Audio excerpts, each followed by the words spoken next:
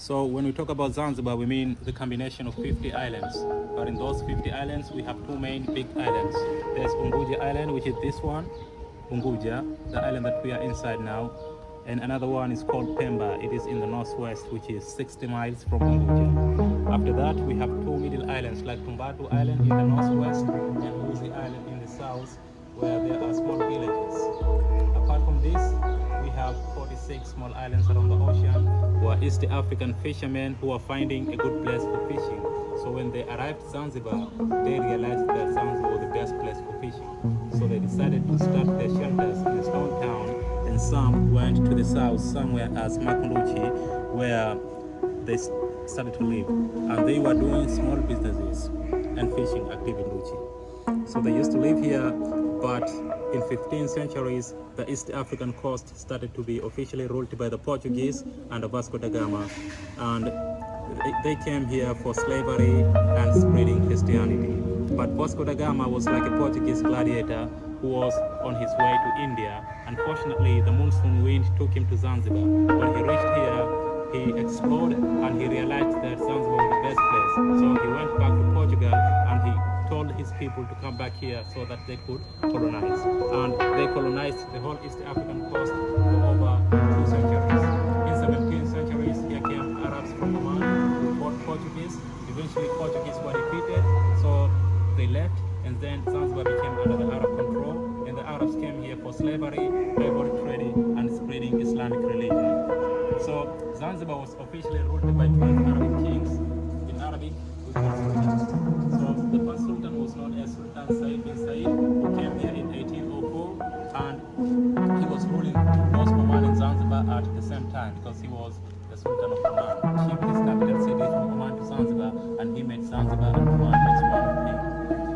So the last Sultan of Zanzibar was known as Sultan Said Jamshid. Why it was called Stone Town?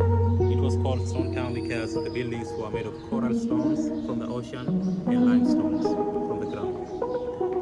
Yeah. So the first people who started to build the stone houses here were Portuguese. Later on, the Arabs, Africans, Hindus, French people, British, and Indians. Yeah. So the town looks like triangle, the shape of it, but it has 170,000 houses. But there are only 20,000 local people who live in Stone Town. Others are tourists, so the people who live here are in mixed races. There's a night market here, and this is like a children play yard. As you can see now, during the Eid festival, a lot of people are coming in this area.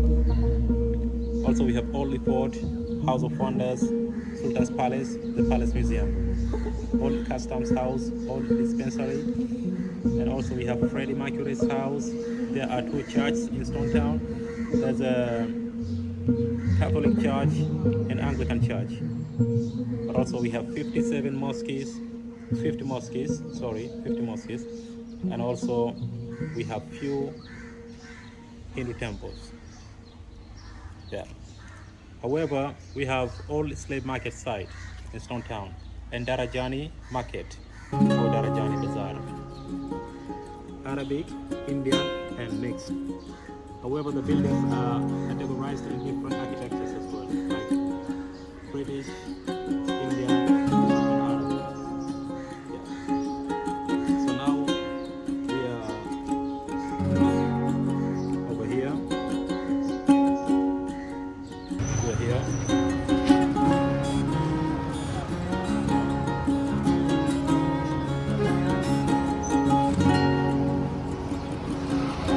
You cannot go from inside. But cars are coming.